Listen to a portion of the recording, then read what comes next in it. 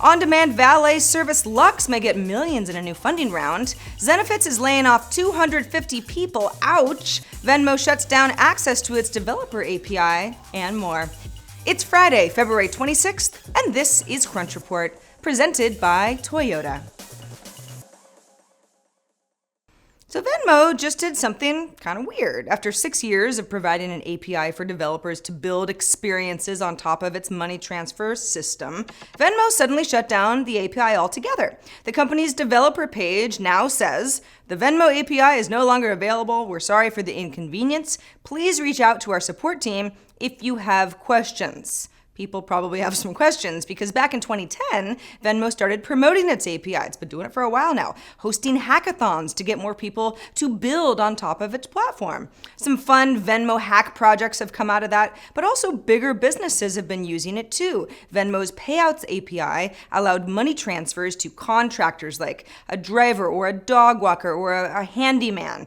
And it was marketed as a way to avoid having to collect people's bank account information to pay them. That's why I like Venmo.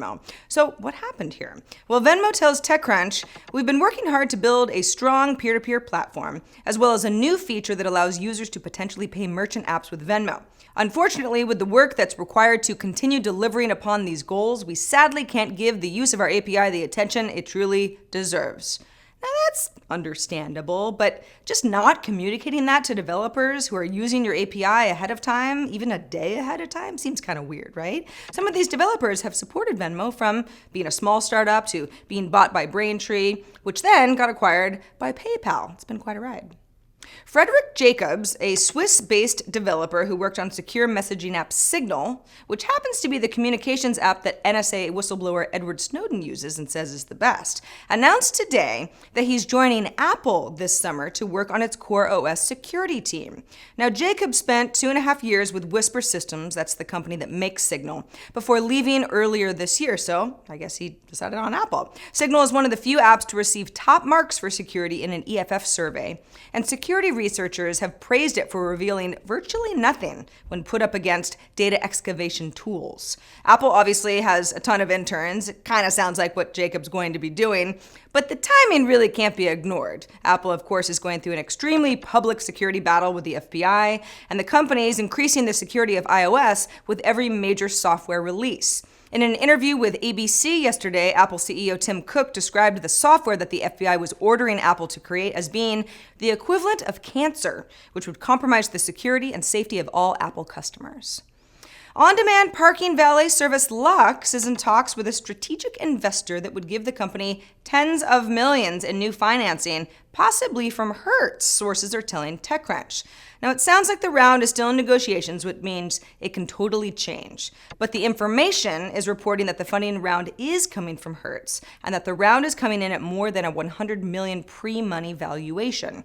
Our sources say that this round of negotiations may go back as far as last quarter. At the same time, there was talk that Luxe may be having trouble raising money altogether.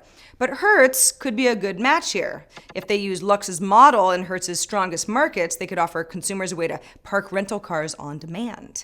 Currently, Luxe is only available in markets like San Francisco, Los Angeles, and New York. And if you live in my neighborhood, which is Soma in San Francisco, you're always dodging those Luxe employees on Razor scooters. They're like barreling down the sidewalk. It's probably how they get around so fast. The model is that certain cities are so congested that people are willing to pay somebody else to park their car and save themselves the headache. Luxe has raised $25.5 million in financing prior to this possible new round of funding. Zenefits, laying off around 17% of its employees, or 250 people, with the layoffs mostly centered in sales. This is according to an email sent to the team by new CEO David Sachs. This follows regulatory concerns that the company was running an internal program called the Macro that allowed employees to overstate the hours that they committed for health insurance pre-certification in the state of California, and that led to an investigation by the state itself. BuzzFeed also reported the company allowed unlicensed brokers to sell health insurance, and that 80% of the company's deals in the state of Washington were done by unlicensed brokers as well. CEO Parker Conrad left both the company and the board of directors, with Sachs, who's the former CEO of Yammer, taking over the company and obviously starting to clear house. Sachs's email explains that the layoffs were in part because Zenefits grew so fast. He says it was too fast, stretching both our culture and our controls. So yesterday I was sitting at my desk doing my own thing and listening to TechCrunch's Josh Constein in a meeting room playing a game called Dragonfront, a virtual reality card game coming to Oculus Rift, and it seemed like he was having some fun. He was summoning warriors and attacking enemy fortresses from within the headset, but kind of just sitting there. Nothing that seemed physically exhausting by having to go ham on a remote or whatever. So with Dragonfront, you get cards with creatures and spells that you can play each turn while you destroy your enemy's forces and their castle. You can also play against other people from around the world. So it's kind of gonna sound like a familiar card game, but in VR. It's made by High Voltage, which is a 23-year-old game studio, and will be available for Oculus Rift in the second quarter of 2016. Not right at launch, but pretty soon afterwards. The company previously worked on some of the Mortal Kombat games, and will also release a first-person shooter called Damaged Core for Oculus as well.